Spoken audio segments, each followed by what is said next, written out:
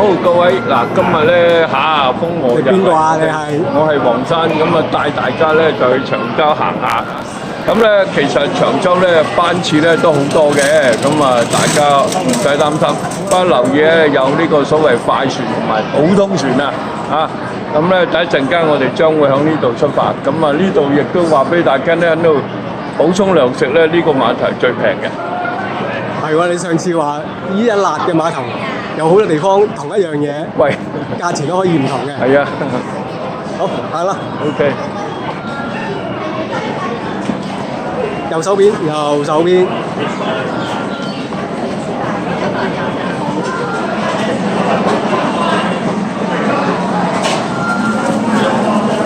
不過佢可能競爭大，所以個碼頭咧呢個食嘅。呢度。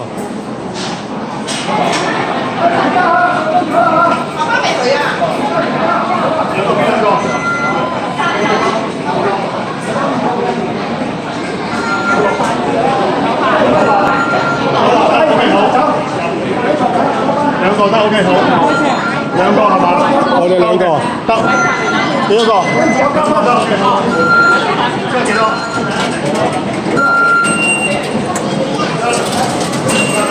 咁犀利爆棚喎！真係，果然好多人去啊！聽日仲多添喎，可能。咁啊係禮拜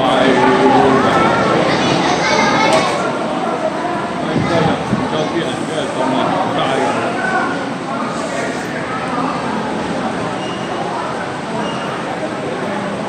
你帶咗啲咩啊？有個帳篷，有個睡袋啫嘛。嚇！你以為喺度瞓覺咩？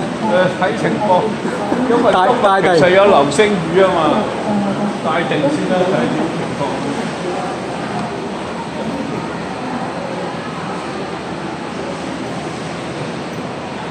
好，睇下有冇位啦。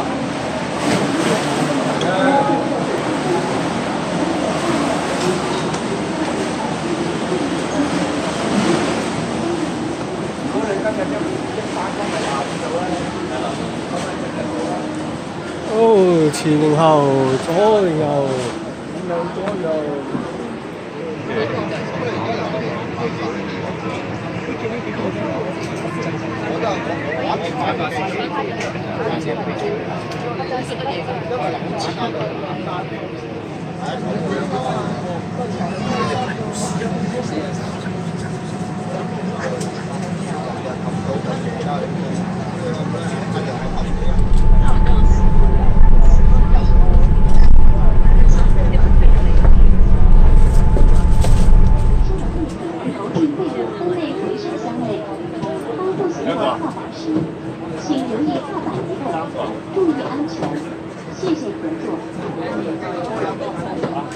嚟到呢度咧，開始準備上碼頭啦。咁啦嗱，而家背脊向住碼頭咧，咁啊呢度咧就全部都係啲漁船啦，係嘛？出海捕嗰啲。咁當然亦都有啲係街渡阻人嘅喎。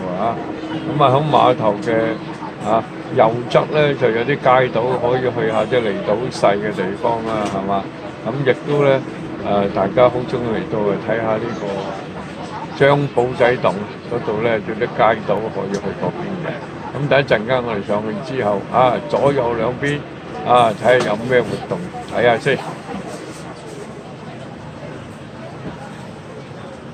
哇！嗱，佢影嗰啲靚喎。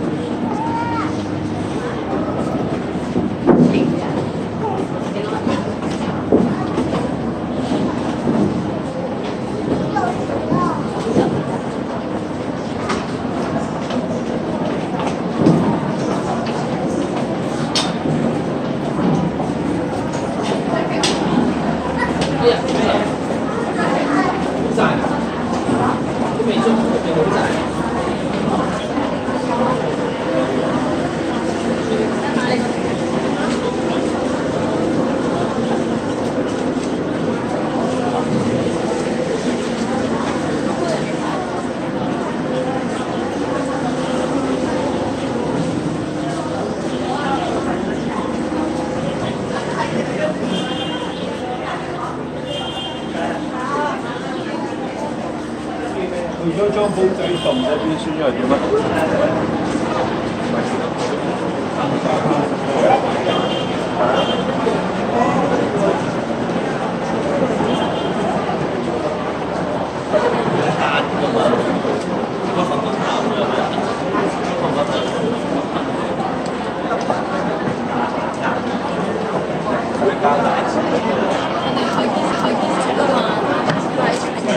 其實嚟呢個碼頭好過癮，你有冇試過咧麥當勞食齋㗎？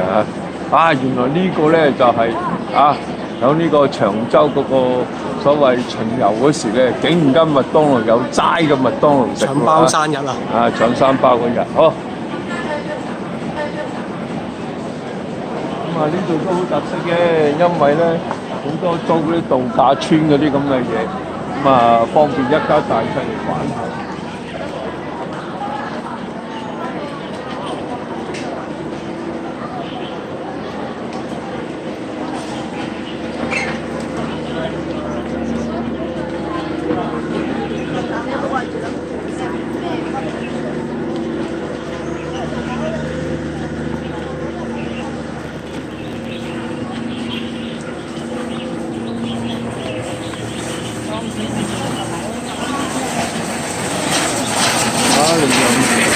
泉州最大個留意係就啲平安包喎。今日咧我哋就帶大家睇多啲唔同嘅嘢。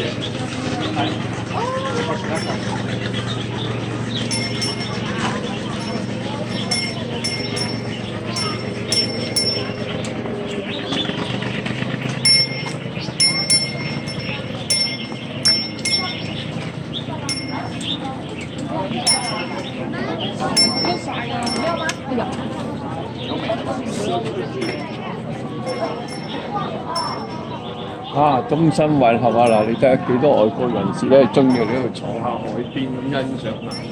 呢個係我哋離島之中，除咗南亞之後咧，就最特色嘅地方啊！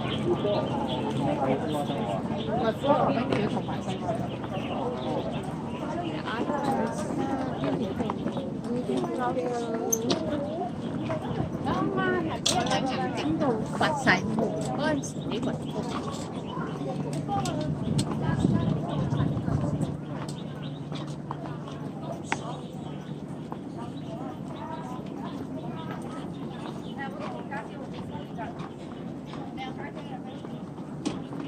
咁咧，基本上我哋長洲咧最好咁嘅，上咗船之後咧，如果係朝早嘅時候咧，我哋就向右手邊去，因為嗰邊係東邊啊嘛。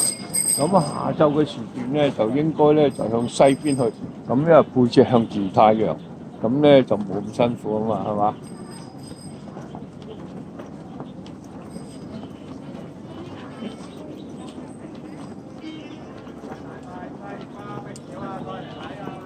呢邊咧就多數都係啲精品類啊、得意好玩嘅嘢啦。咁如果右手嗰邊咧，就多數係食嘅為主啦。你講咩叫右手啊？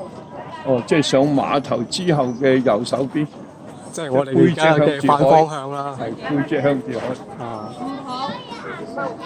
但呢邊都好似有嘢食嘅喎，前少少都一樣有海鮮檔嘅喎。呢度都有，不過少啊，多數都係得意啲嘅嘢為主咯。真係食海鮮啊，或者比較精勁啲咧，就係嗰邊咧就係啲大型嘅食肆啊。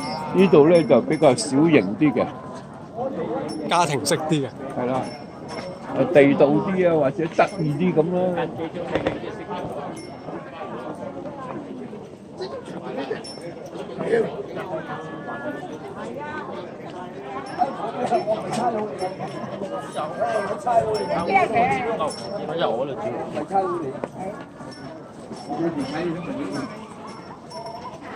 同埋我哋而家向緊嘅方向都係搶包山嗰邊嚟嘅喎。哦，呢邊去咧就係嗰個天后廟嘅所在地，就每年一度嘅長洲嘅巡遊咧，搶三包。好似天后廟唔喺呢度喎，好似嗰個係洪聖喎。唔知洪聖唔係天后廟喺後邊。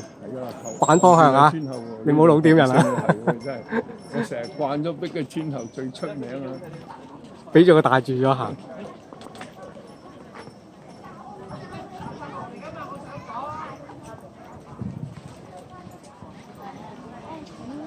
係得閒講下今日嘅天氣啦。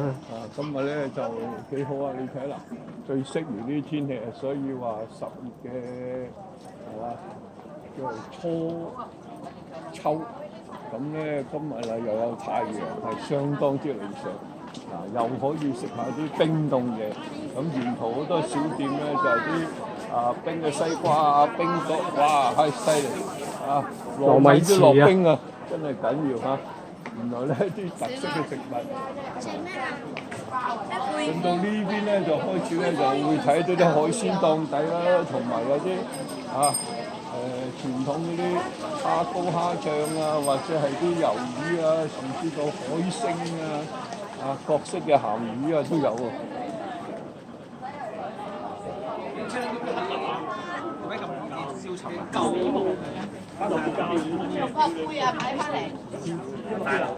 呢度啊有啲小店嘅風味啊，風情都唔同咧，大家有去睇下。咁啊有特色喎！呢度原來咧，你睇幾多踩單車，啲情侶單車幾過癮啊！都唔止係情侶嘅，一家大小啦，一家大3個人嘅家庭啦，係咯。老豆踩，2個後邊，阿媽後邊。咁啊真係舒服啦！咁啊過往咧到呢個位置咧，其實就已經係嗱呢度咧係新嘅填海區嚟嘅。咁啊當然都係有10年8年啦，咁呢度開始咧就有啲細個啲嘅細間啲嘅食肆，咁啊大家經濟啲啦呢邊嘅，不過所謂經濟咧都係平日啊，假日嚟都係價錢都唔同嘅，海鮮價小心嚇。你頭先講話呢度填海區啊？係啊，呢一忽即係而家我哋踩緊呢個係填出嚟嘅。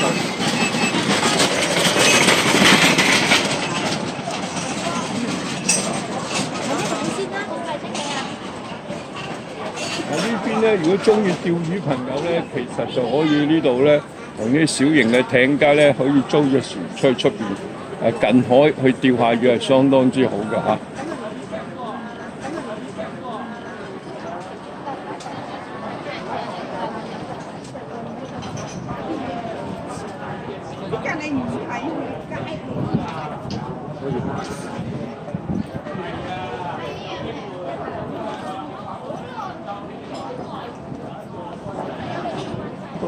就北社海傍路啊，同北社嘅7街咧，其實呢個位置之後咧，呢一忽都係填海區嚟嘅，咁啊，所以你見好平坦係咪咧？踩單車真係理想。你嗰個填海嘅歷史係都有得10鬆啲年㗎啦。唔止啊嘛，講緊20年都已經有啦。20年咧就嗰邊㗎啦。呢邊都唔算新㗎咯喎。都係10鬆啲年嘅就係呢度。係咩？我記得10鬆年前以前都嚟過係。都有呢個海平嘅喎，10鬆啲年㗎。以前咧就其實中間嗰條街叫做中興街定乜嘢嘅。係咩？去到嗰邊做？係啊，嗰度舊時長洲戲院嗰度咧，其實嗰度先係海邊嚟㗎。係啊，嗰時先係海邊嚟㗎，正式㗎。好，呢度帶我哋行啊！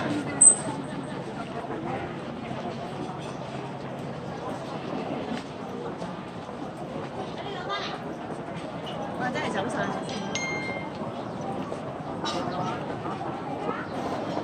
咁啊，睇下我哋啲外國朋友嚟到呢度嘆下世界，咁可想而知即係遊客多啦，遊客多即係話有啲海鮮價啦，係咪？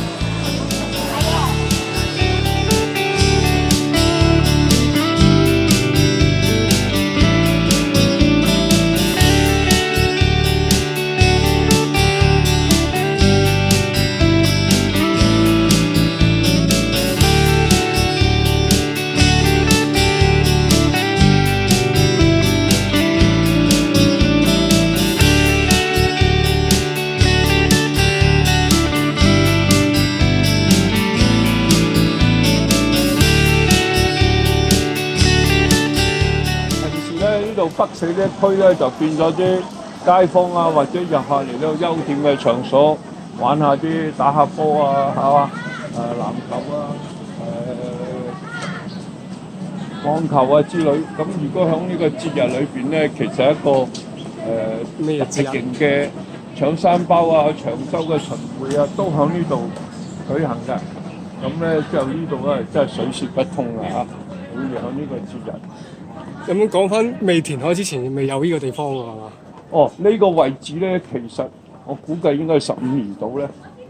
之前咧都仲係呢個海邊啲小艇停泊，咁啊依家你睇幾平坦，其實係新嘅填海區嚟嘅。當年咧，其實喺中興街嗰度咧，就係、正式即係海邊。咁呢邊係咪已經係海皮啊？呢度係海嚟㗎嗰時。呢度都係海嚟嘅咩？係啊。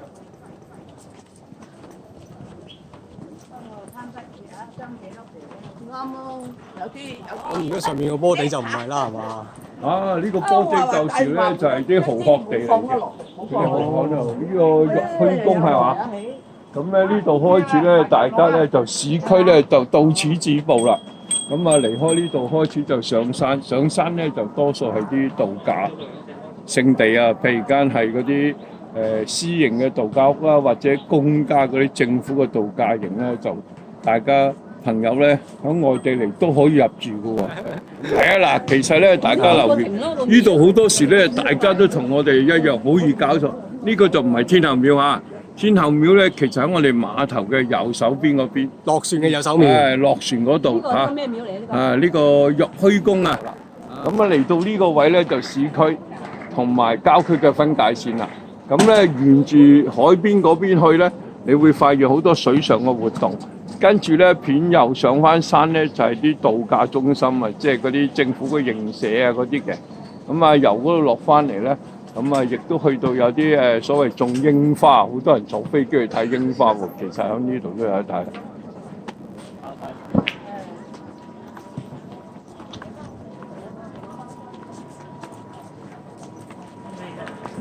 嗱，其實咧，大家可以睇睇呢度。呢度咧就北社嘅咩4里啊、5里啊、6里、7里，去到7里。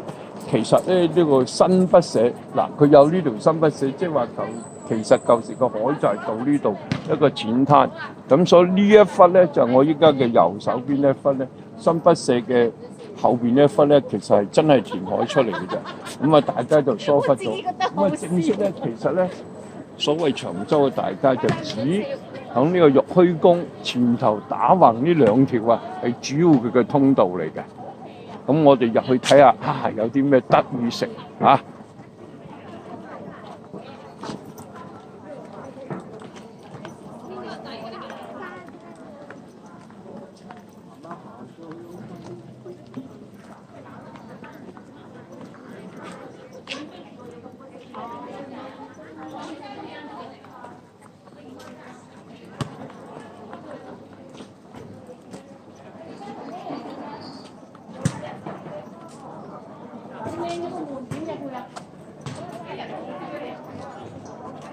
唔係啊，即係點個門咁樣咁得意嘅，可以咁樣拉開個網度。呢度咧就係長洲以前啲人喺度讀書嘅所在地，都曾經出過有少少嗰啲名人嘅喎。咁呢度長洲亦都係比較特別啲咧。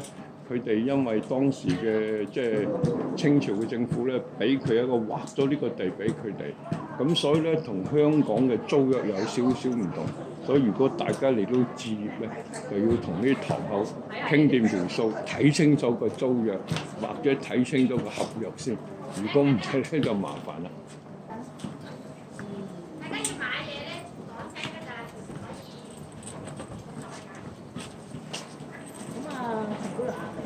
陳姑娘啱未咧？喺度。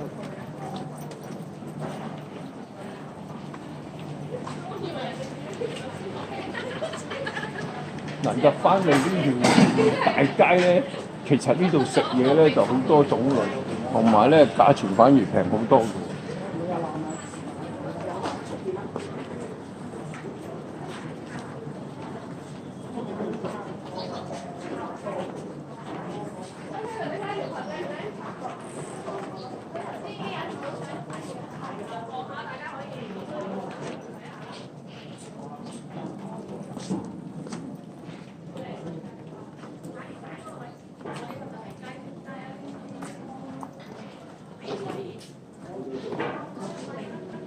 咁咧呢個北社街咧有少少唔同外邊嘅離島啦。通常出邊嘅離島好多時係啲漁民啊，漁民為主㗎，但係呢個咧就主要都係陸上嘅居民為主。咁啊，響咁多種離島之中，唯一佢個街坊嘅組織嘅成分有少少唔同。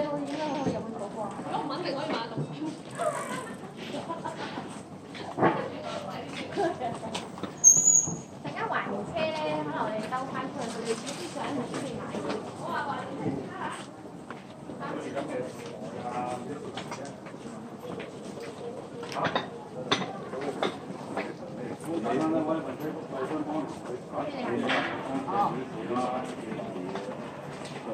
幾多格啊？細都做，3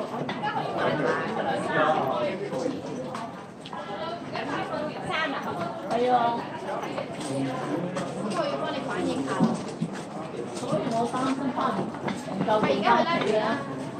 或者咪睇福利會有冇得叉先？嗰度吸兩啖啊！係啦，睇下可唔可以叉先？吸兩啖你坐住呢部啦，就吸兩啖。喂，係咪想薯條都有得叉係咪？想薯條啦。上次有得拋。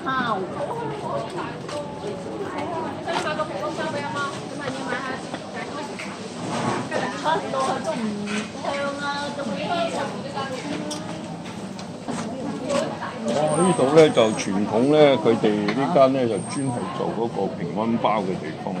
咁每年咧就好受歡迎，個個嚟到咧都希望平平安安啊嘛。其實呢度除咗呢個傳統嗰啲椰撻啊，同埋光酥餅係最好食嘅。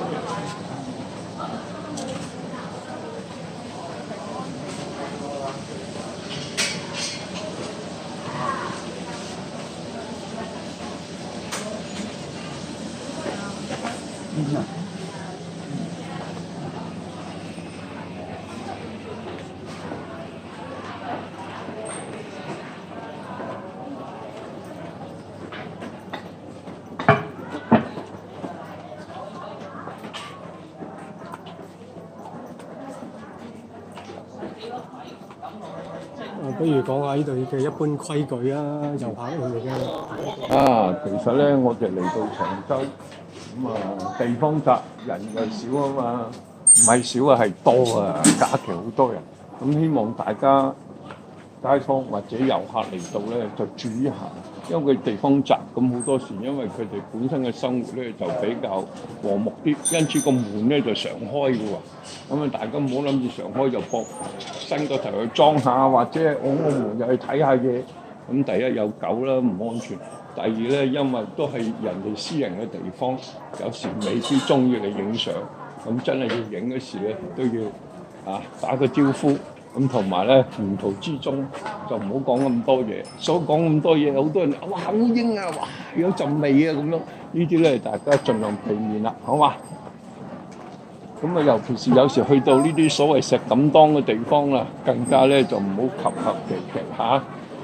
影下相我諗啊冇問題，不過咧又話咁得意，又話咩咧都可以，但係你又話哇呢嚿石咁嗰啲嘢插到周圍啲煙灰又插到咁就唔係咁，因為每個宗教都有佢嘅傳統嘅價值或者有佢嘅禮儀啊，咁大家就去即係尊重下佢哋嘅方式。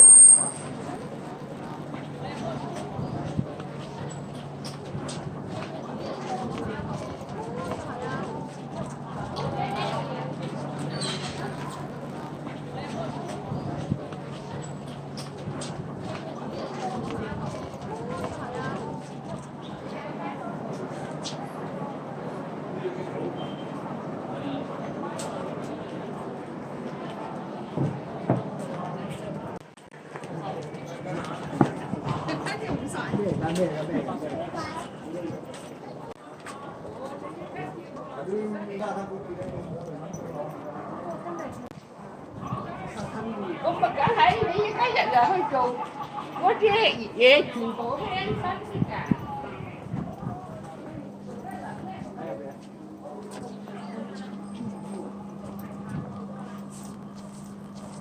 咁啊，呢一忽咧都好多嗰啲台灣嘅年青啊，特別嗰啲文青朋友好中意嚟呢大，因為呢度咧好多時候咧有啲香港嘅所謂文青咧就嚟到呢度租個地方啦，或者喺度居住啊，生產一啲藝術嘅作品啊，包括即係手作嘅嘢啦嚇，或者係做一啲袋類啊，甚至到呢個番梘類嘅嘢啊咁。當然又有醫療價值，咁同埋呢度你見到咧，其實咧好多係私人經營嘅民宿喎，咁都各有特色，咁可以嚟呢度住嘅。咁同度假屋有咩唔同啊？佢同其他嘅度假有咩唔同咧？其實就好簡單，佢啲屋主咧好多時候咧好中意同你分享長洲嘅有咩好處，有咩特色，有時咧。如果你唔係假日咧，佢真係帶埋你周圍行下嘅喎。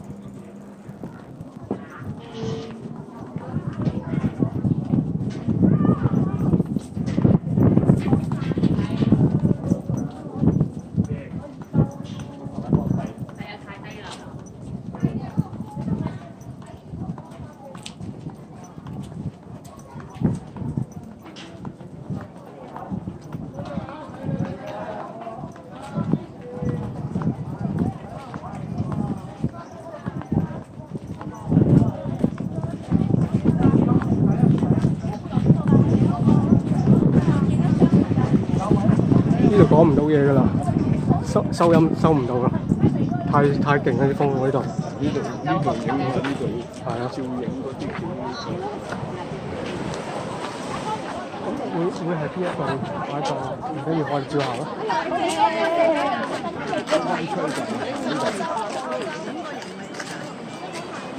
喂，反正我哋都係好隨意行咯。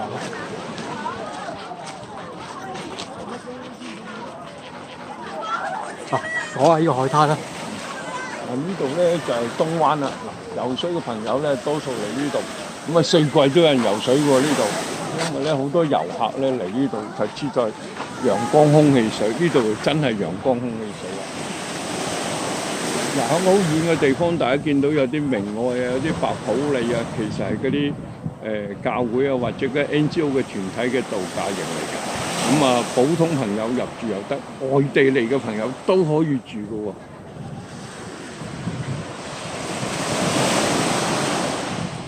當然價錢咧同正話我哋睇嘅民宿就差好遠，尤其是大家上碼頭嗰啲咧，個時價真係海鮮價嘅喎。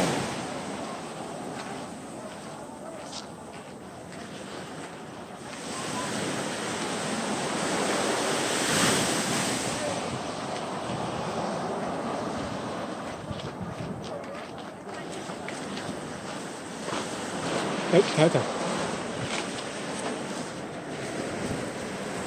呢個滑浪風帆其實香港咧都幾出名嘅，甚至咧我哋香港攞第一金啊，即係話世界世運會啊，第一金香港唯一攞到個就係奧運會啊，個嘅又老點啊，又老點係世運啊！世運同奧運有咩差別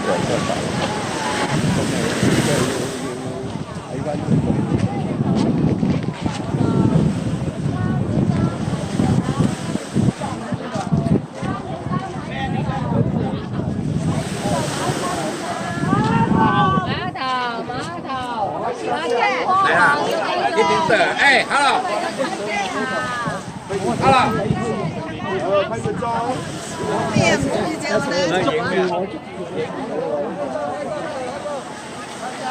咁鬼聽話，原來咧即係台南嗰啲獅子會，我就好奇怪香港人好少咁聽話噶嘛，原來聚埋一齊。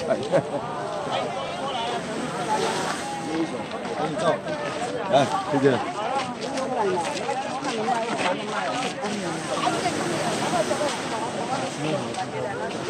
但係咧，佢又揾個勁，一日直都係咁啦。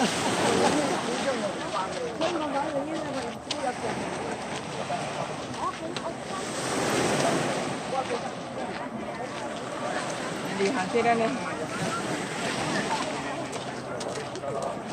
炒粉麵啊，炒飯咁得啦，有嗰種啦。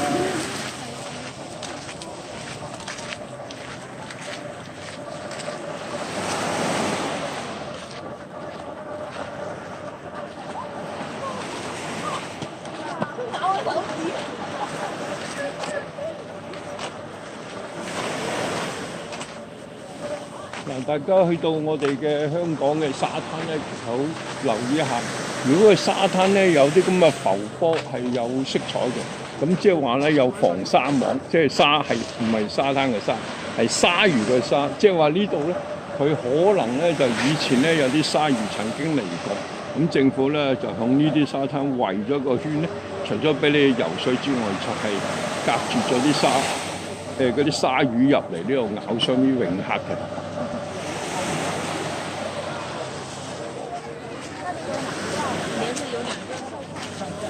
如果講歷史就應該講翻去97年嘅時間，即係真係20年前出現過鯊魚，亦都好似咬死過人。係有㗎。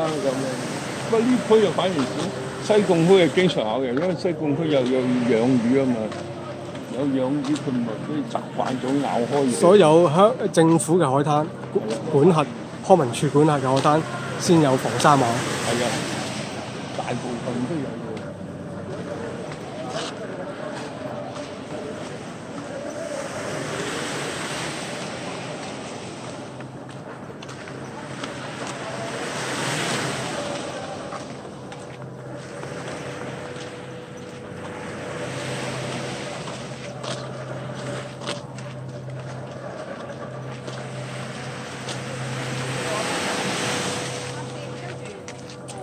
撳住呢度，我就從嗰邊開始辣嘅，撳住呢度。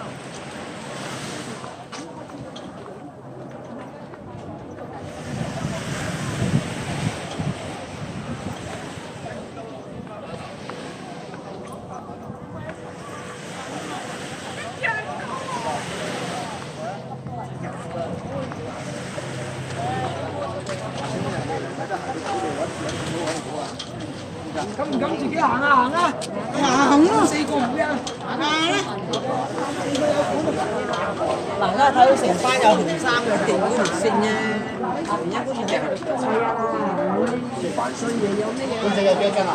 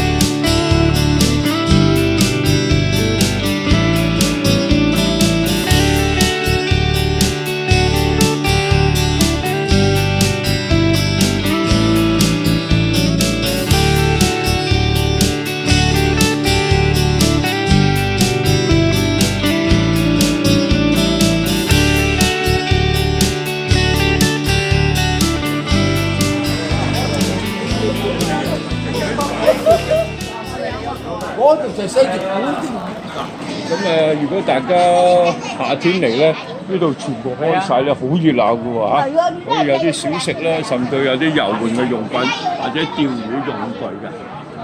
你講翻頭先係私人嘅。哦，呢度咧係屬私人嘅泳屋，但係其實咧價錢反而最平喎，因為佢全部私人擁有物業，佢自己經營，所以咧就冇大型嘅地產商插入，因此咧價錢反而係最平喎。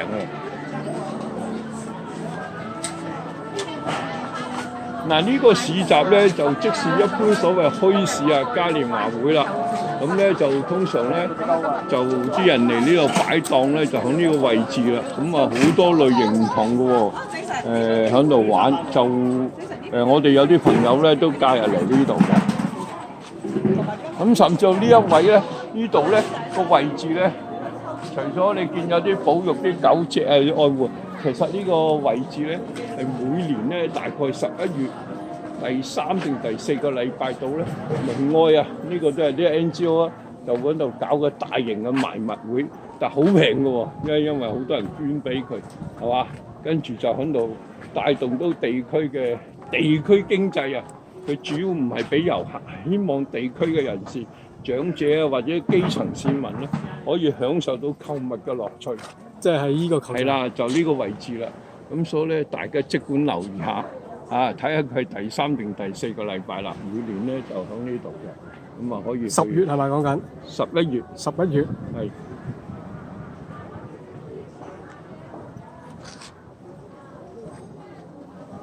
咁啊嗱，呢度咧呢條咧就係東灣嘅大路啊，最熱鬧最多人嚟啦，就因為咧個個都湧嚟呢度睇下個海景，因為無敵海景啊嘛，同埋呢度又有啲市集啦，同埋有啲文青啦，甚至好得意嘅食品。嗱，陣間我哋慢慢欣賞啲得意嘅嘢咯喎。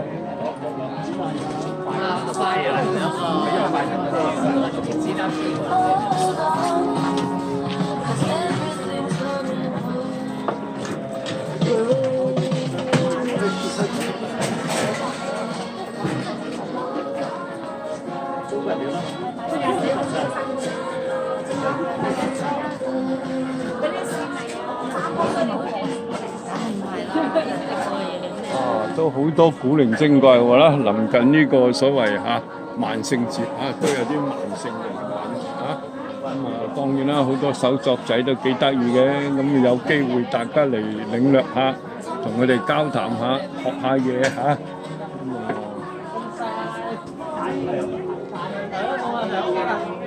我知咩錢啊？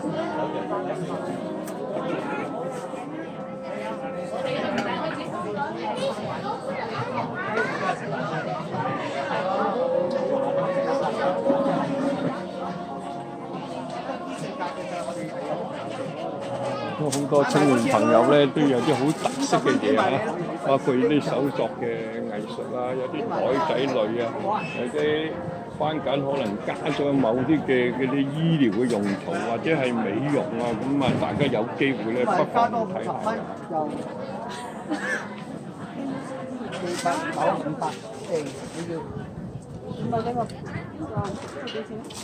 300。研究下啲300鈔票郵票可以增加一啲特殊嘅知識都幾好得啦，呢件係抵嘅，你嗰件。哇！480，差唔多20蚊。咁你買呢隻咯。係啊。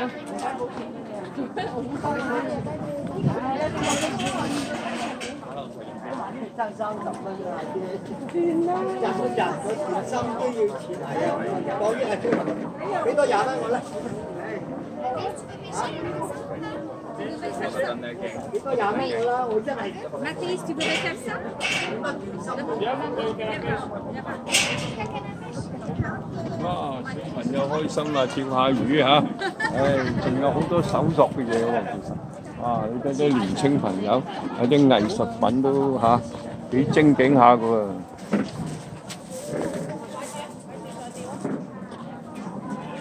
呢個咧好犀利，呢個就 Lama Stick 咁就係印度巴基斯坦嗰啲嘢好特色嘅，大家睇下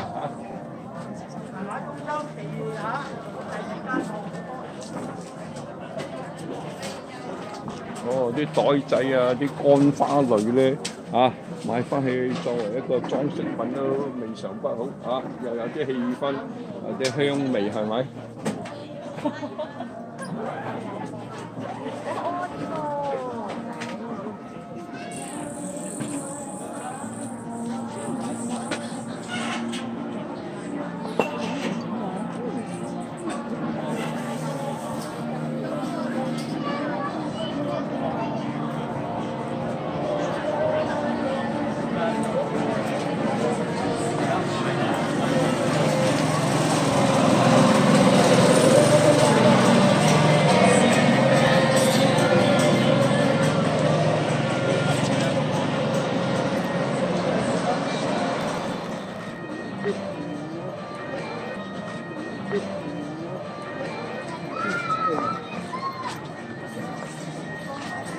哇！呢、個好似許願牆咁喎嚇，大家得閒咧寫下啲自己嘅認為要追求嘅嘢、理想嘅嘢掛喺呢度都幾好喎嚇。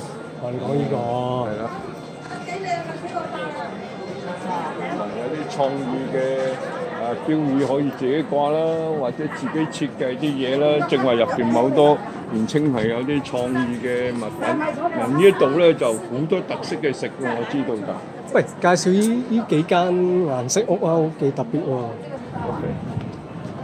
嗱，其實咧，呢幾間屋大家睇啦，無論個裝潢同埋設計咧，就好具有咧我哋南方尤其是響新會四邑一帶咧，台山啊，你就見到就全部啲海邊小屋都係咁樣嘅喎。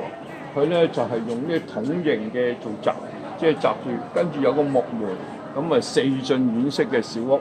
咁而且咧，佢哋呢啲通常咧有個露台嘅。咁因為咧，佢啲四邑人咧去過外國，咁外國咧就係亦都係有啲咁嘅露台仔，因此咧好傳統咧，佢響四邑嘅地方好多呢啲咁嘅海邊小屋都係咁嘅形式經營，甚至到佢個窗都係用翻個琉璃瓦加呢個木框嘅。咁點解用木咧？因為響海邊嘅時候，佢潮濕啊，同埋鹹氣多，咁咧受到影響嘅機會少。如果你純粹用鐵咧，其實好易咧就係生鏽，以至到容易破壞嘅。反而木仲襟啊！係啊，木最襟嘅。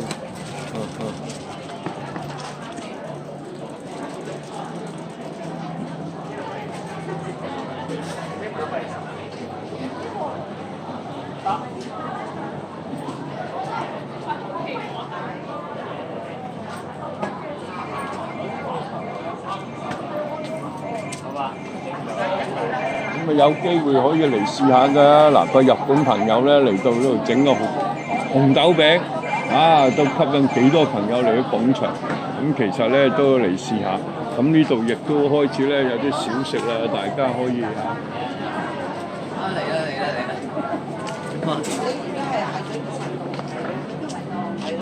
！20班嚟㗎嘛。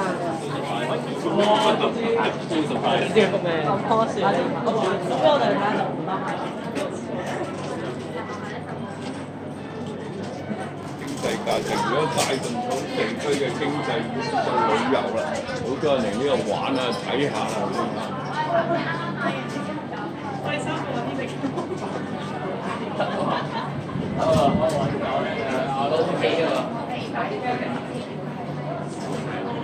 呢個就係最早期嘅第一代嘅朋友嚟呢度，跟住咧嗰啲年青開始嚟玩。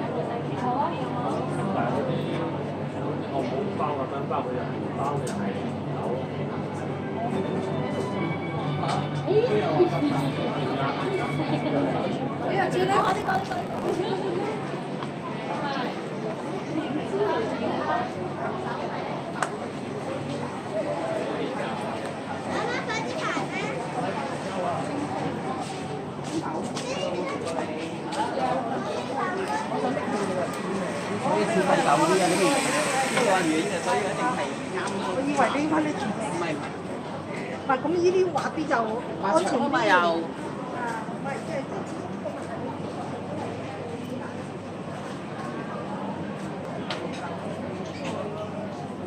呢度都有個海事處喎，其實有海事處，即係話俾你聽，舊時咧佢嘅漁獲嘅產量係相當之多，所以政府咧就有一個咁嘅官方機構喺度睇啲漁船嘅登記啊，佢嘅漁獲有幾多。有呢啲嘅地方就響南丫島同埋呢度，甚至到鹽田仔。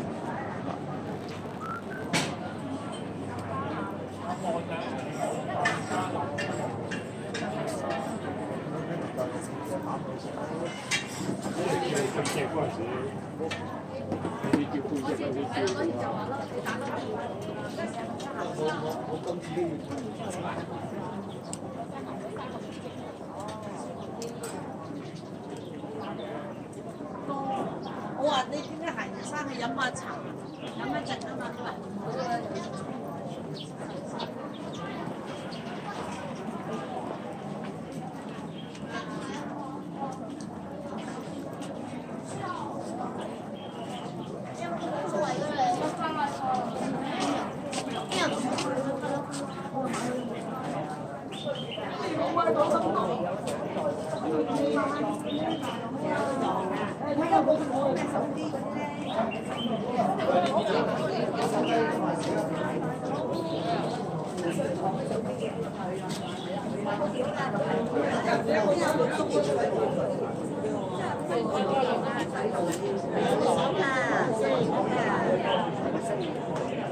買茶果啊！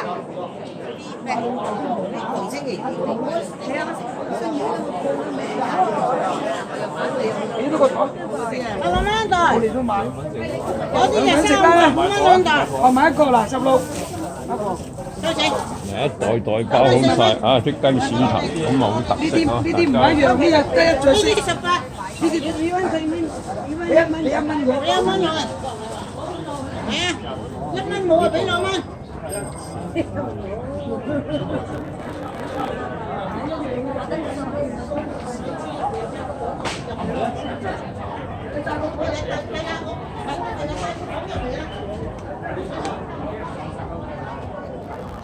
其實大家由佢正話個做茶果嗰個佢營運方式咧，都有少少唔同。因為咧呢度咧各種類嘅遊客都多咗，好多時有啲人拎咗都唔記得俾錢，咁所以婆婆咧就好緊張，收咗錢然之後俾一袋嘢嚟，咁就因為咧華洋相處太雜啊，複雜得滯，唔係話你呃佢，而係咧因為大家個節奏都好急啊，個個咧拎起嘢走啊，佢走咗都唔記得俾錢，所以依家佢哋習慣咧收咗錢先俾你。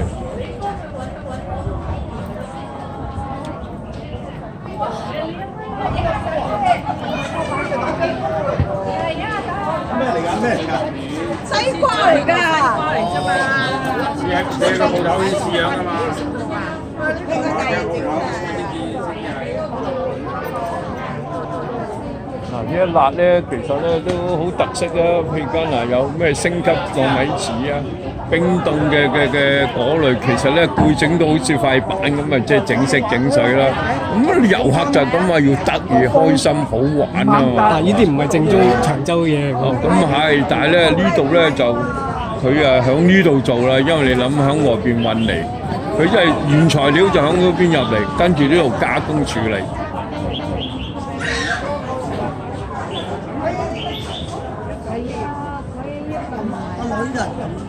出事都未。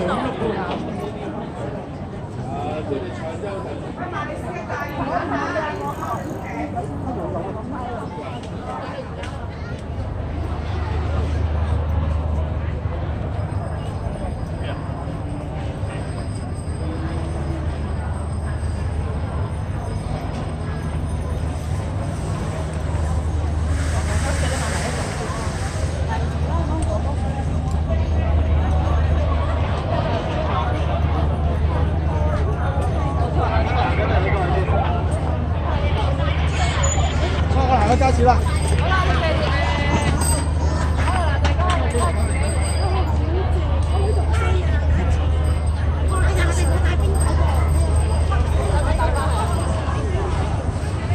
影唔影下啲熟嘅嘢？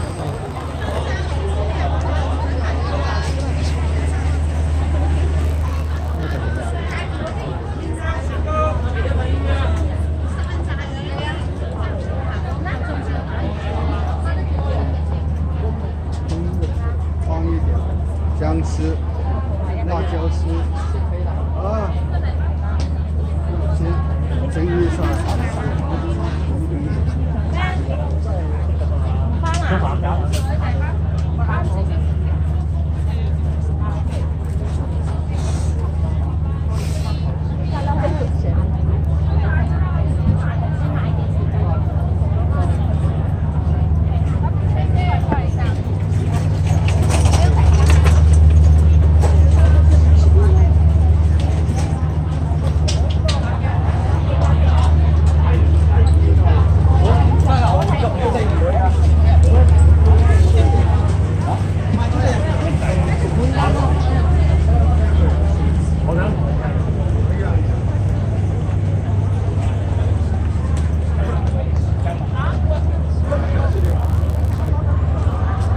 去離島啦，咁都可以同佢哋傾下嘅嚇，啲細嘅島仔啊嚇。但係依家去邊先？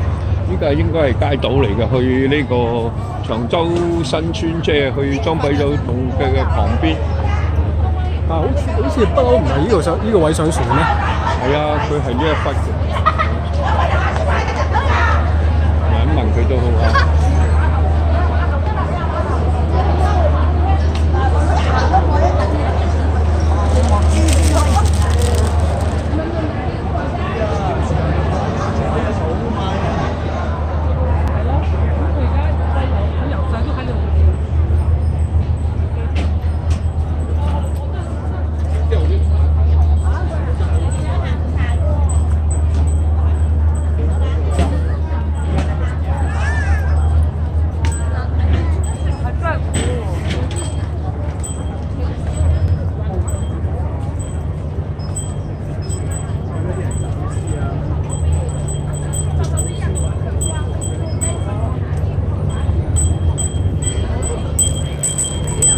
通常咧啲人嚟呢度咧食嘢咧就海鮮主要都係呢度呢一辣啦，咁啊當然咧價錢係稍為偏高，咁但係後邊有個咧就屬於市政嗰啲咧就會平啲，咁啊中意食魚蛋嘅朋友其實咧記得呢一檔張記，真係好特色，同埋咧就最傳統啊，真係啊，咁啊50年代嘅產品到而家都存在嘅。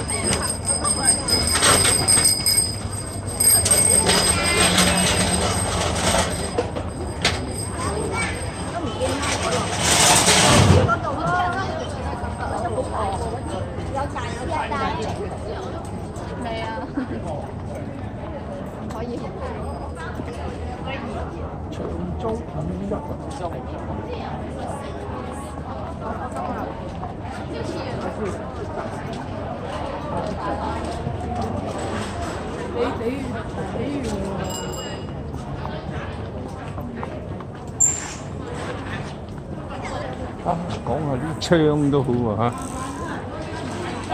過嚟哥哥。其實大家咧行一區嗰時候，好多時都見到油槍記乜、泥槍乜、菜槍乜。其實咧呢一區咧，我所印象之咧係有一個叫菜槍嘅朋友咧，就嚟到香港落腳呢個長洲之後，開枝散葉。所以呢一區咧就係另外一組人嘅。咁咧就係佢哋五邑裏邊咧有個叫菜槍，就響呢度，所以你留意呢度好多鋪頭名咧用槍字做一個即係所謂佢哋叫做咩字輩之類嘅喎嚇。咁呢度咧其實大家咧都可以嚟到睇下佢哋嘅分支咗之後，大家將個財產開用。咁同埋呢度有呢兩個好舊式嘅食麵家啦，甚至燉奶咧都好特色，可以嘗試下嘅。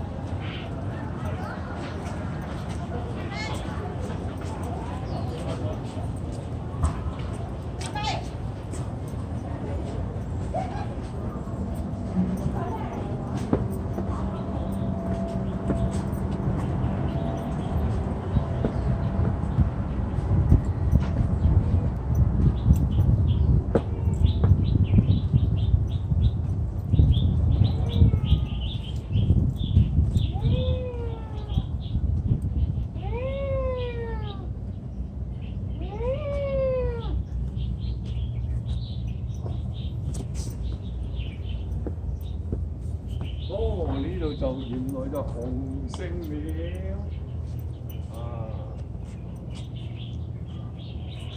幾特色喎嚇，同埋用晒啲青磚啊，而且最特色呢個祭台啊，用石屎啊，跟住咧就砌啲花磚仔係嘛，個花寶嗰個都係啊。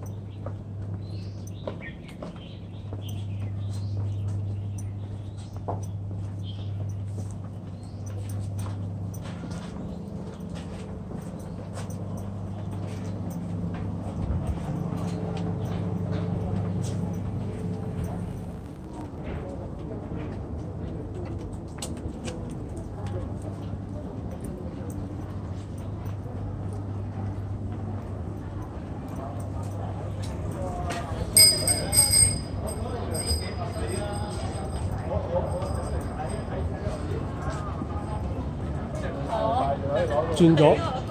咁我覺得其實點？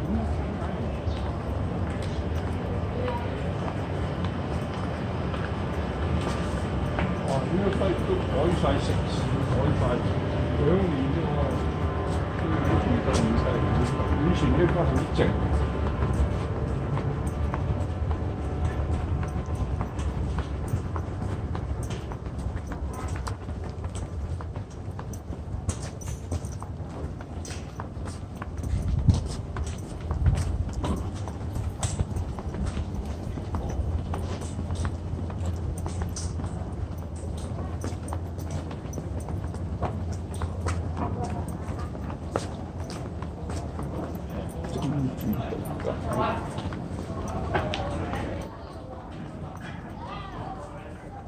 啊，馬上去打佢啦！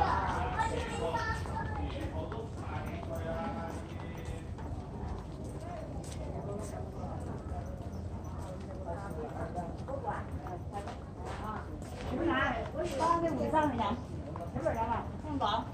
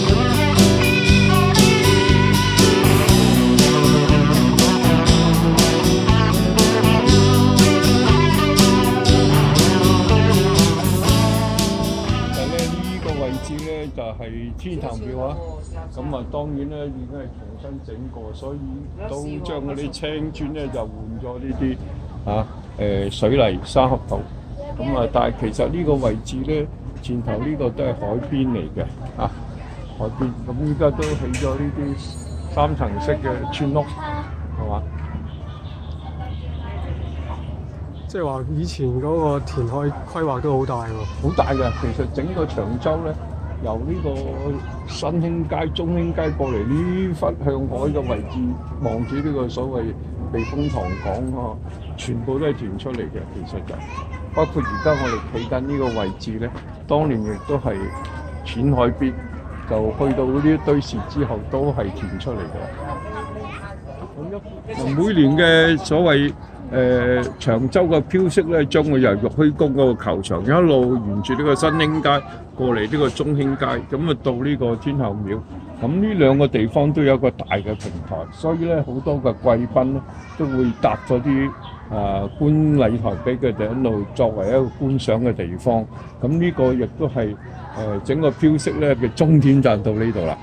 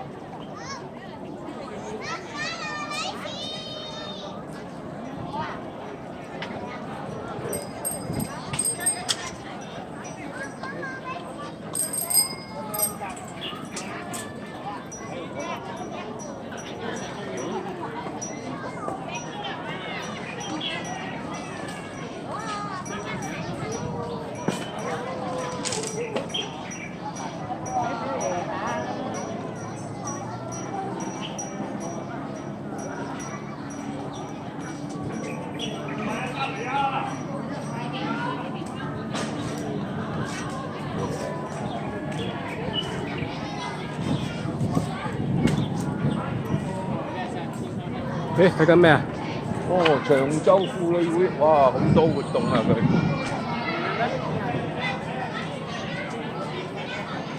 啊！呢度踩單車真係一流喎嚇，有街亭。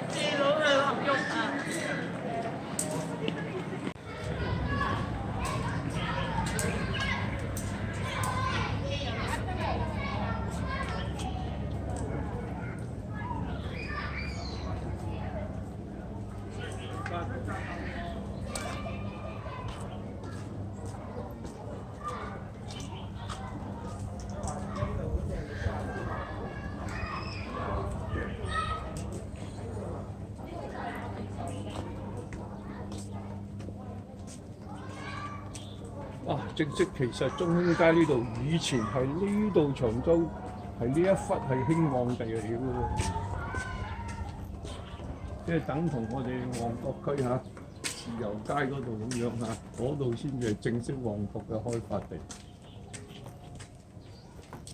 豉油街向翻新田地嗰個方向啫，係嘛？係啊，以前係嗰度市區。啊，嗰度不如順帶又講下，以前嗰度係因為近碼頭係咪？因為嗰邊係海邊。係啊，海邊兩個碼頭啊嘛嚇，啊等同呢度啊，呢個長洲石刻咁樣啊嚇。當年其實就以呢個為一個景點嚟嘅。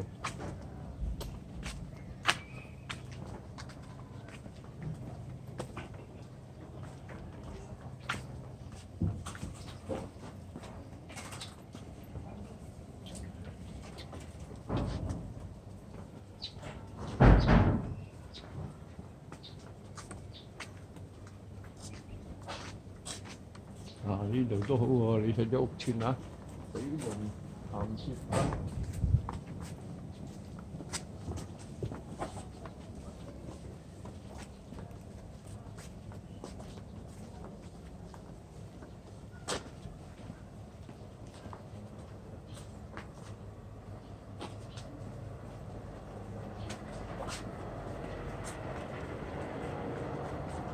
我哋即係走下呢度後街都好嘅嚇，睇下啲村民嘅嚇生活同埋佢個模式嚇。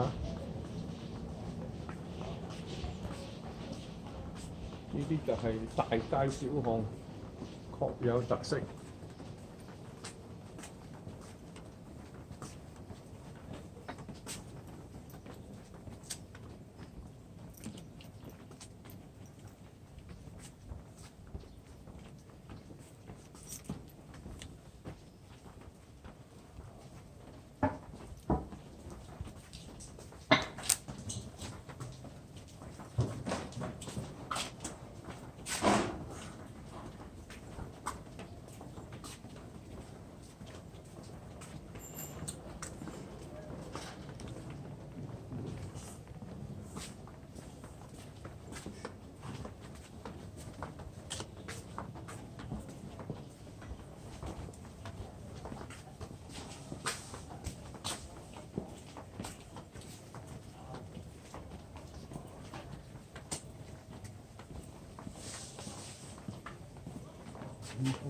係咁大波因為。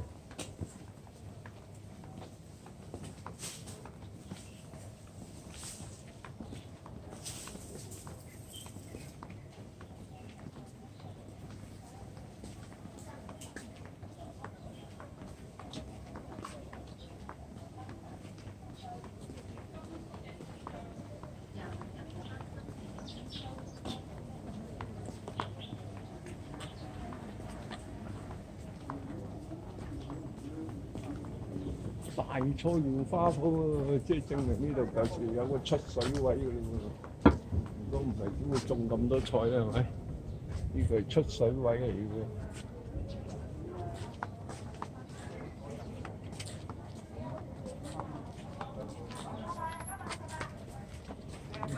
多呢個龍船花，哇，好靚喎！呢個龍船花。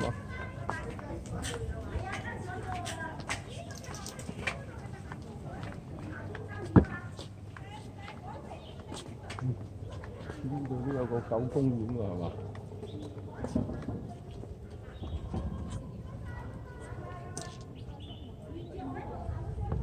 唔係喎，唔俾狗喎。未種好晒係嘛？應該呢啲起法就俾狗公園。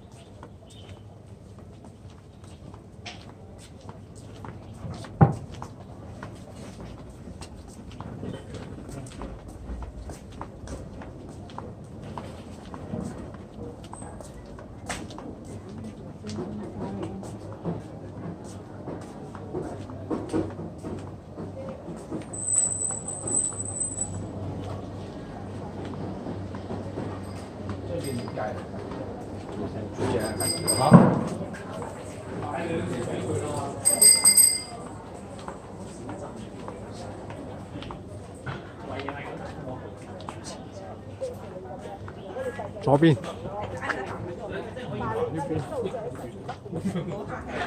下次帶我去食嘢啊！你入嚟全唔知算啦。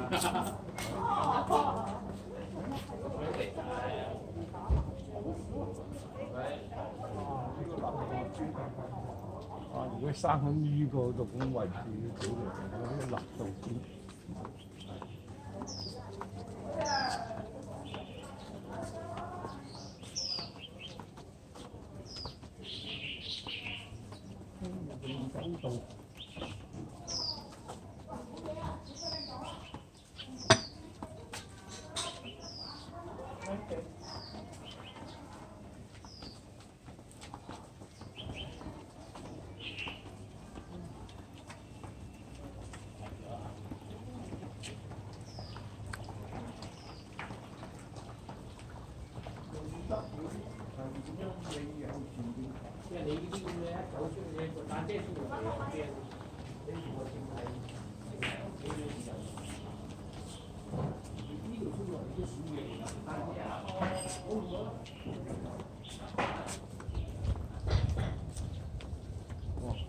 鞍馬兒童遊樂園應該有啲歷史喎呢個嚇。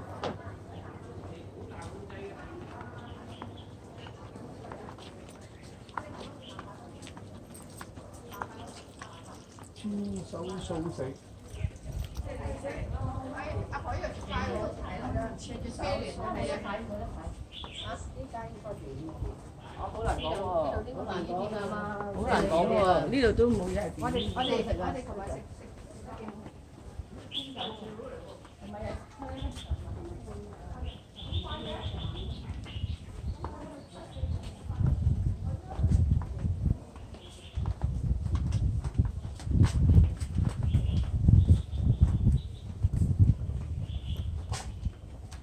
哦，嚟到風口位啦，東斜西斜就呢度啦，啱啱兩邊交界，最好空涼浸浸。泉州官立中學。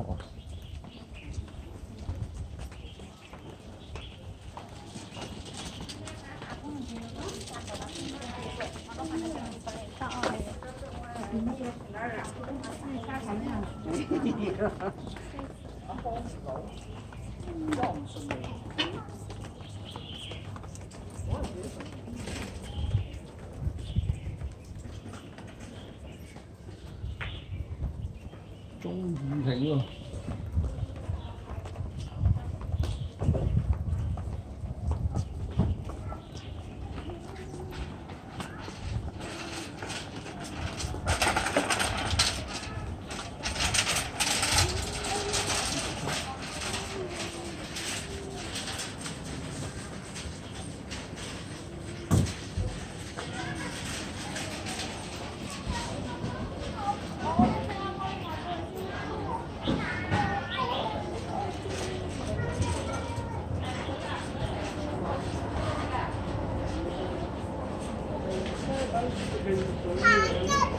依家方便啲，好似都冇得方便咯喎，好似依家俾佢取代咗咯。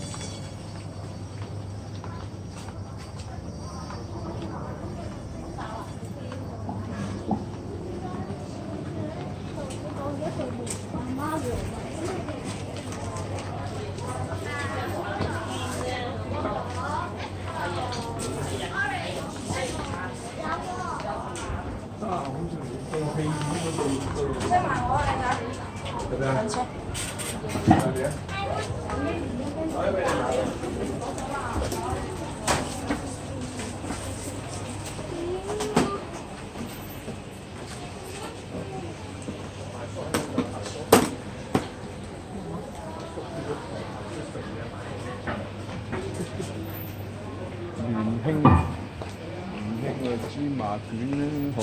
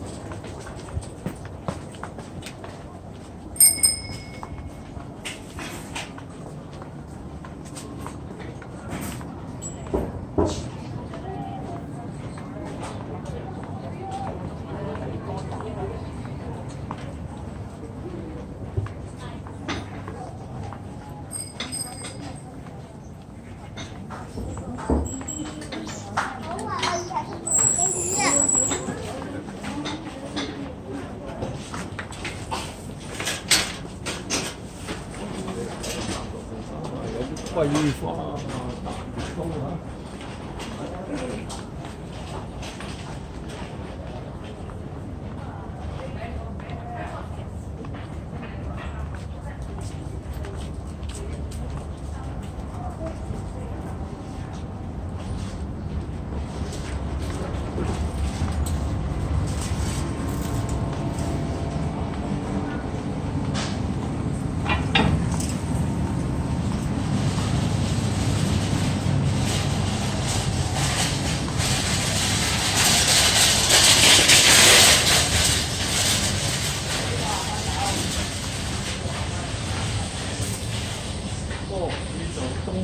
公祠，呢個建築都幾有南方嘅特色啊！五中式嘅小屋。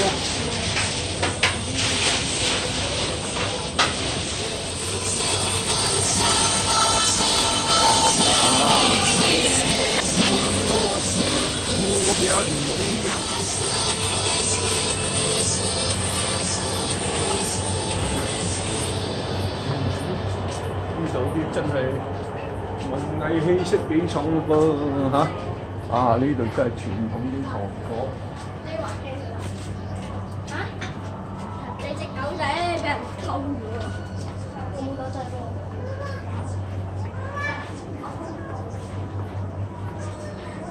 嚟到呢個比較特色啲嘅興隆茶餐廳啦，睇下嗰啲絲襪奶茶介紹下。從前，真係從上就5個可樂都係玻璃樽啊，加上咧都有個手感啊嘛。你話呢度係咩啊？絲襪奶茶好出名。係啊，沖翻個奶茶食啊，嗰啲消費都幾好啊！下午茶幾多牛角包啊、番茄蛋呢啲好出嘅，好少有嘅咁嚟試下都好啊豬潤嘅呢啲路邊啲人好怕食嘅，都有得食啊呢度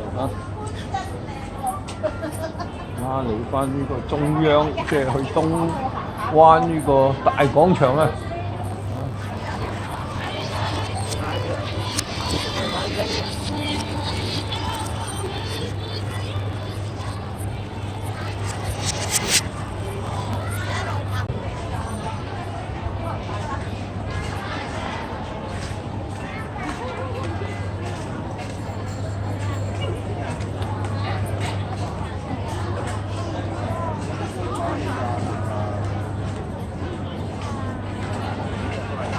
呢個東灣沙灘同埋正立嗰個方便醫院咧，就俾呢個長洲醫院取代咗啦。我哋去唔去睇大魚蛋啊？算啦，直行啦。就呢度。我哋睇唔睇啊？唔睇啊，直行啦。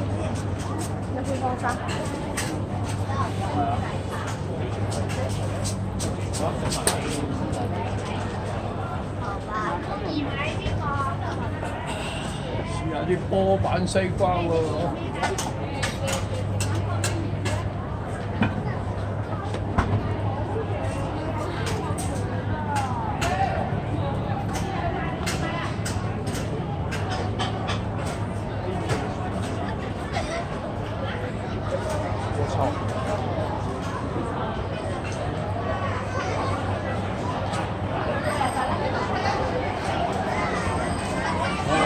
到呢度試下啲大魚蛋都好啊！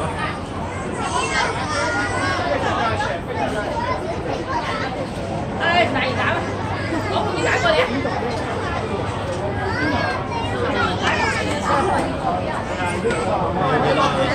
係啊，我話你出嚟抹嘴啊嘛，我點解要俾你抹嘴啊？後邊。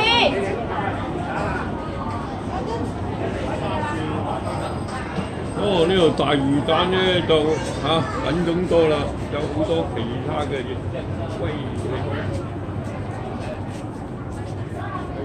借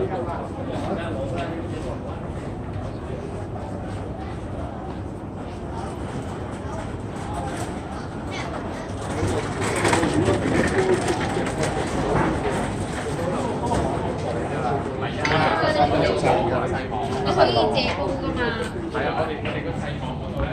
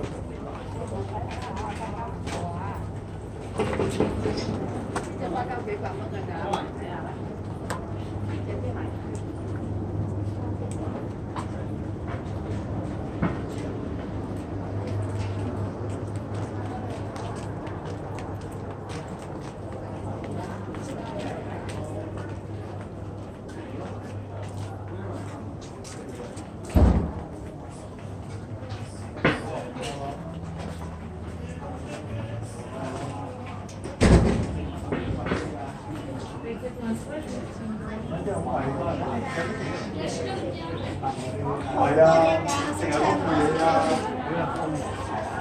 嗰啲係有咩嗰啲叫咩？佢嗰啲係真係做到唔係膠嗰啲咧，佢嗰啲真係好似手講。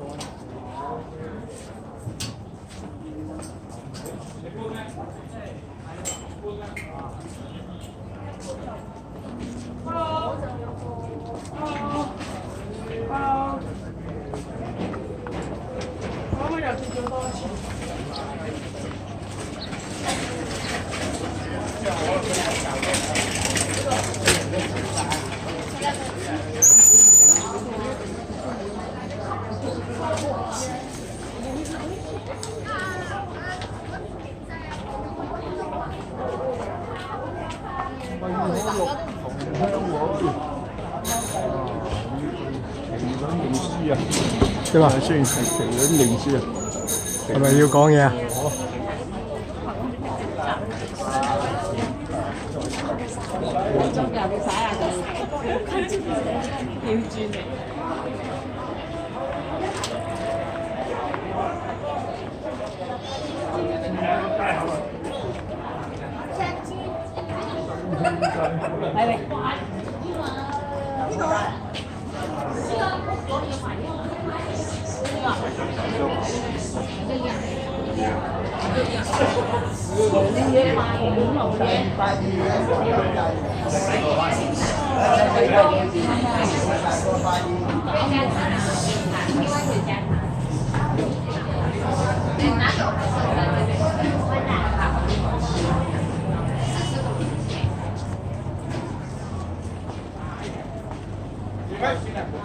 係啊。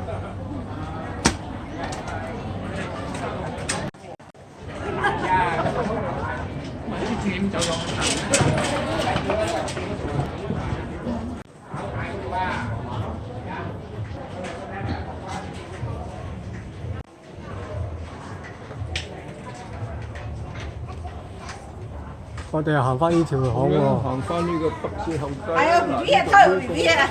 啊，車仔牛雜麵抵食喎，6蚊雞喎。點解？最平呢度咯，呢個菜牌呢度啊。哦。啊，真係值得大家旅遊推介下，推介下。細間，品種多啊，雞髀、雞翼、雞腎又有啊，仲有啲車仔麵嚇，品種好多喎，值得大家嚟呢度嚇。呢度就後街海泰小食，係啊，咁啊可以大家嚟呢度嚇欣賞下啊。呢度係57號啊。電話幾多號啊？唔爭在啦。好，唔該晒。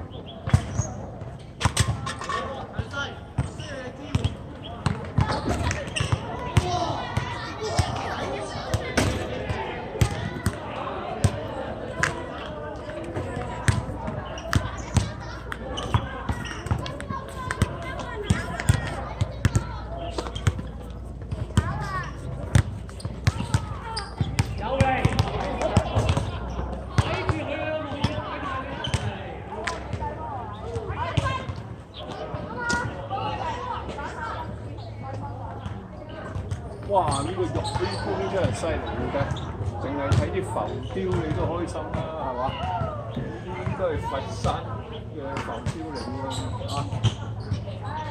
光緒甲辰年重天，哇！咸豐8年。大大細細個個長長身體健康嘅，事集不濟爺保佑，心想事成嘅，工作順利，生意興隆啊！長年保佑，年頭補到年尾。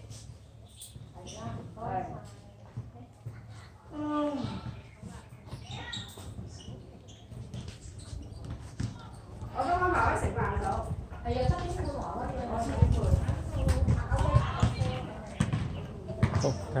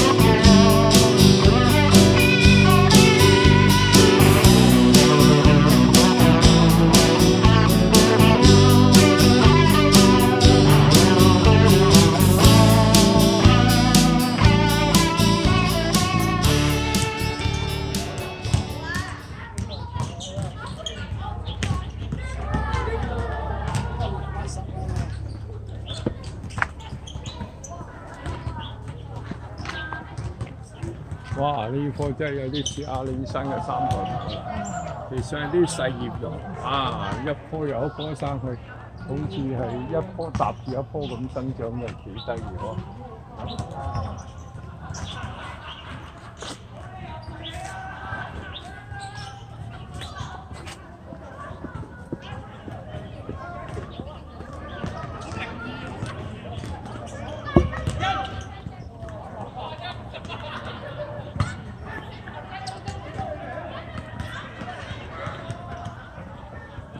呢度都多啲安老院嚇，證明而家咧都開始人口老化啦。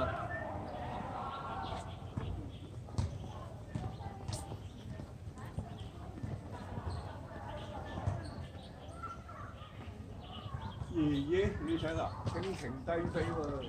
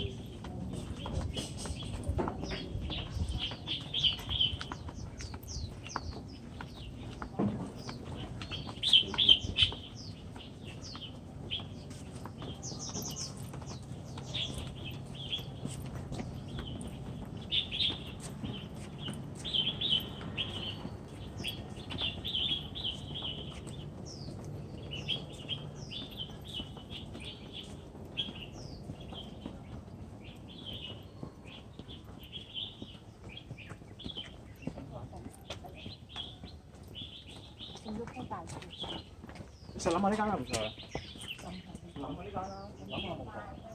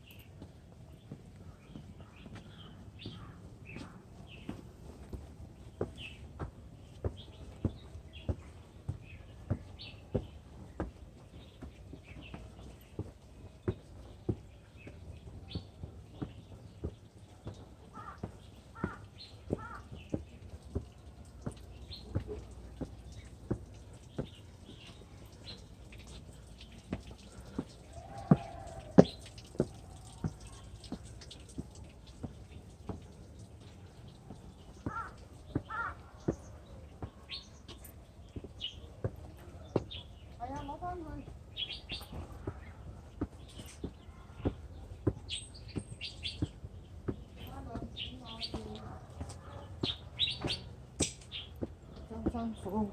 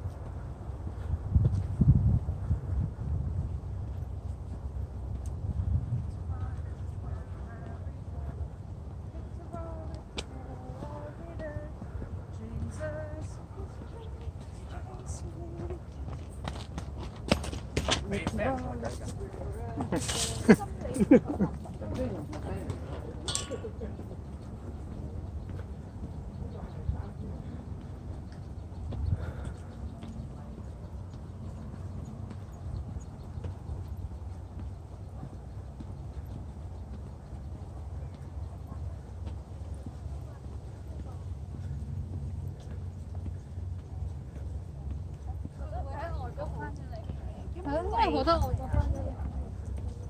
啊好，好開心。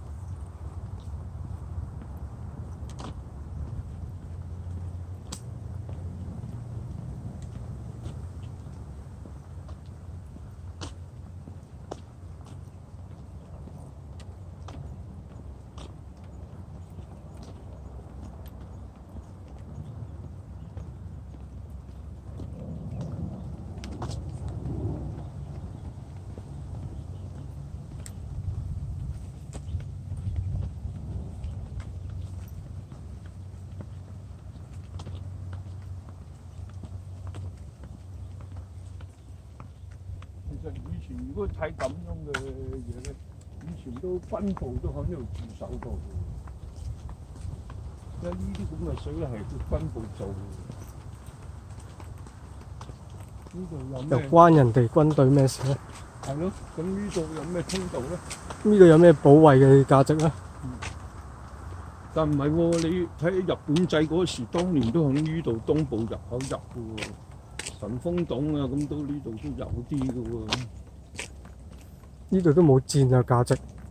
但係你通入港島嘅水道，唉，咁鯉魚門先啦，都未輪到呢度啦。喂，呢度突襲啊嘛，你唔覺響後邊襲擊你，即係等於嗰個上次嗰個咩軍隊嗰個都係咁啊。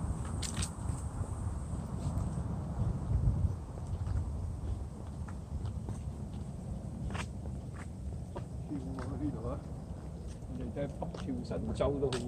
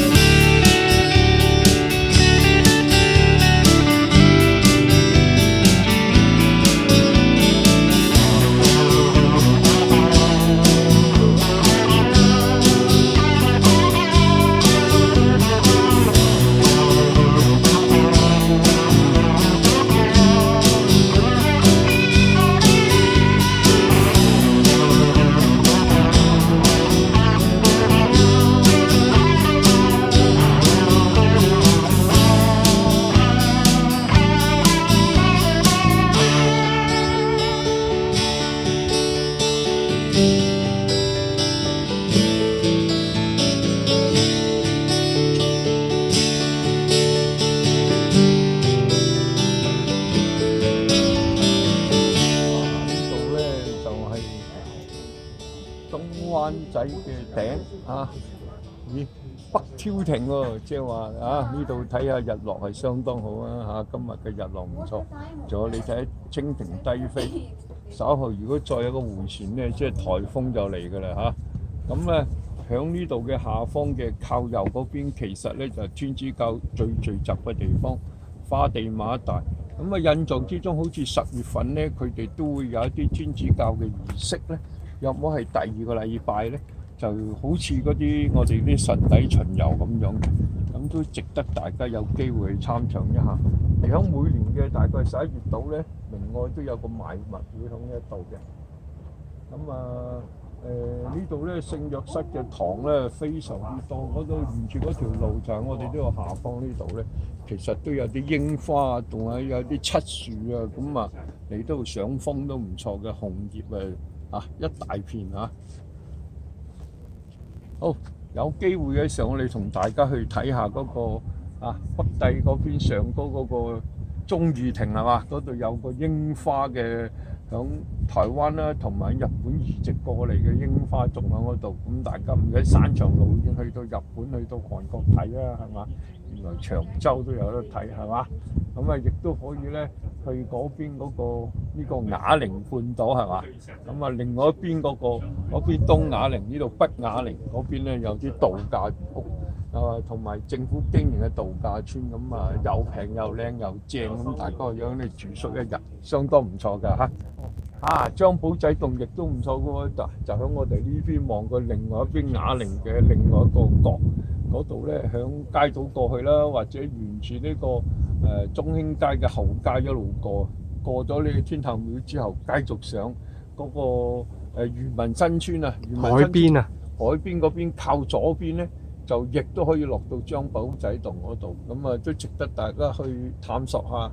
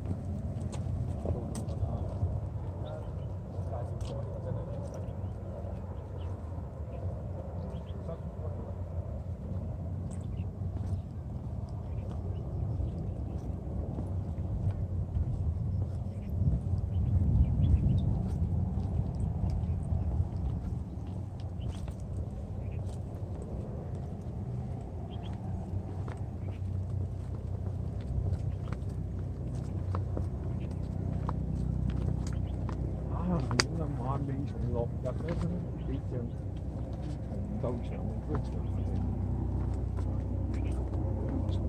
長嘅，唔夠長。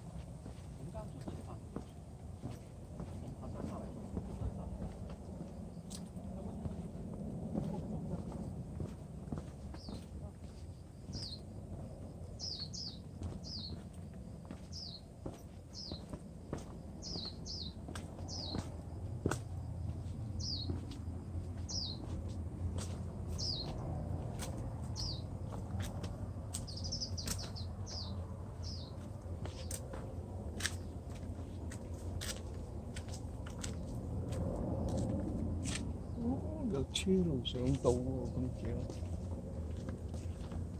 難得咁多人踩單車。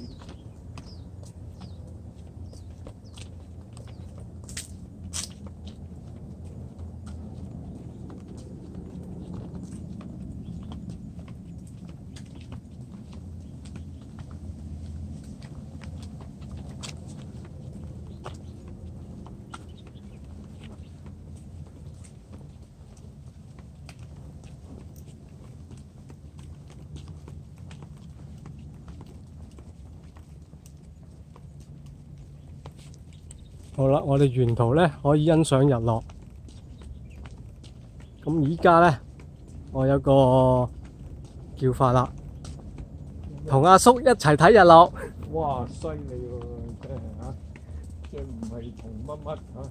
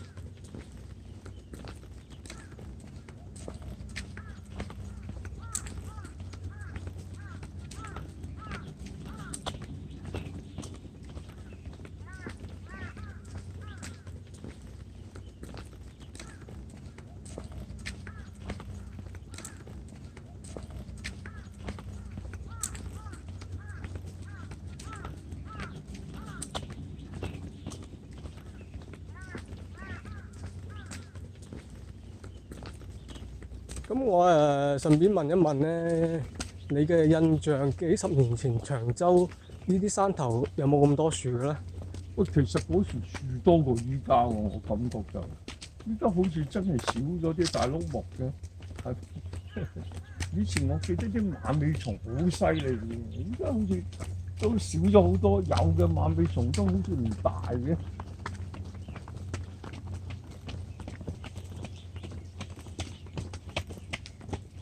以前就十足十好似行港島徑嗰度好多馬尾蟲嘅喎，即係去到嗰個龍脊嗰忽嗰啲咁大嘅馬尾蟲，好靚嘅喎。你而家啲馬尾蟲你睇，成少少落嚟咁都唔知點解咁得意，係咪呢度啲水土風沙太大咗之後，佢生長係慢咗或者係點？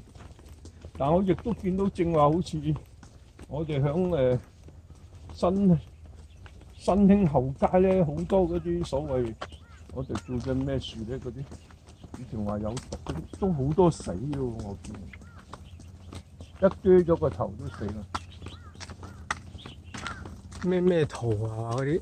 啊，夾竹桃冇錯啦，係啊，我見過嗱啲夾竹桃好多已經10棵有3、4棵已經死，因為佢斬咗上嗰個樹頭啊嘛。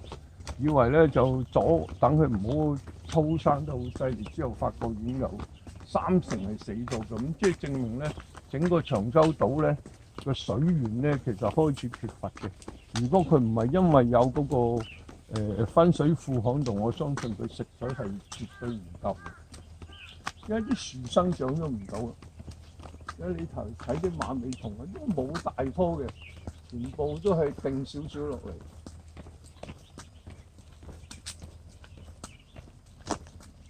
好，慢慢欣賞日落啦。好，我企喺阿叔後邊，影阿叔嘅背影。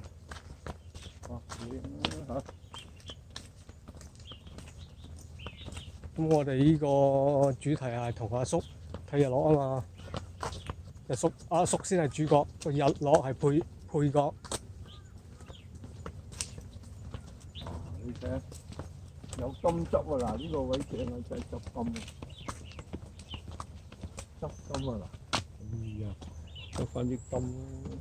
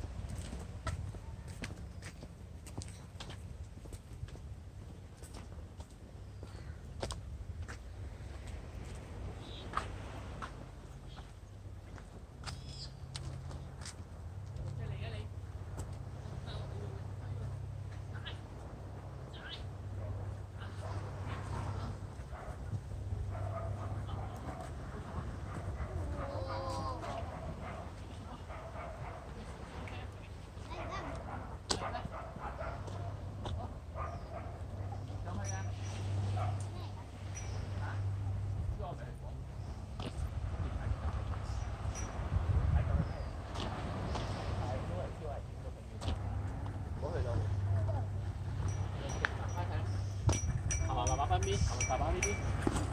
爸爸呢邊？你係啲你咁大車，我兜翻我吧。跟住爸爸你。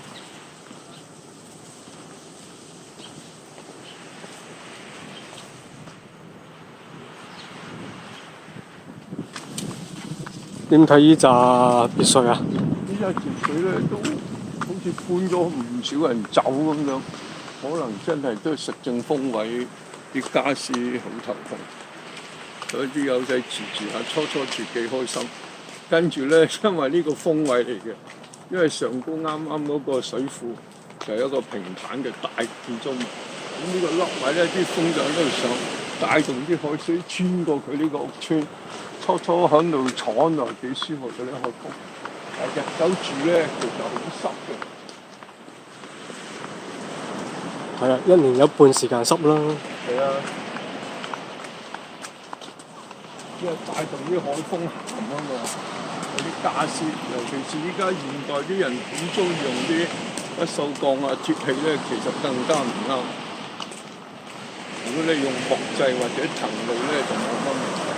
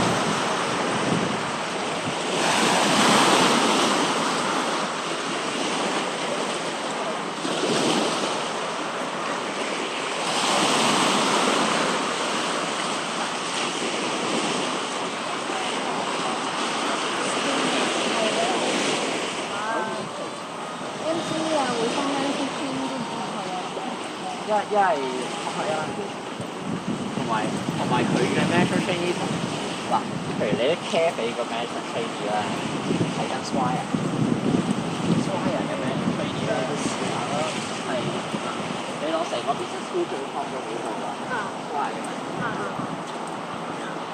所以 cafe 度，跟住希做咧係aircraft engineer，即係都去measure change 啦。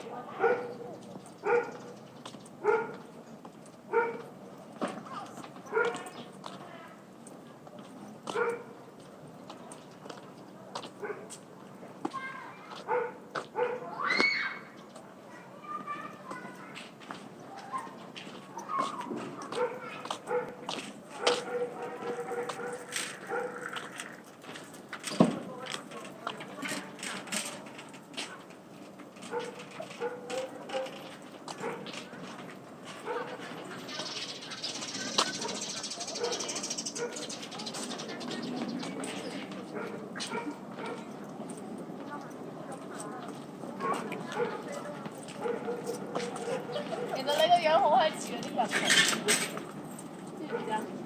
真係好似你樣，你黑黑地咁樣又好難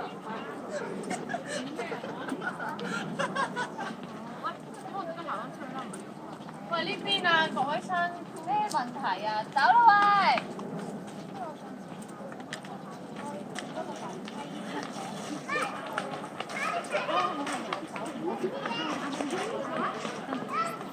係你好睇。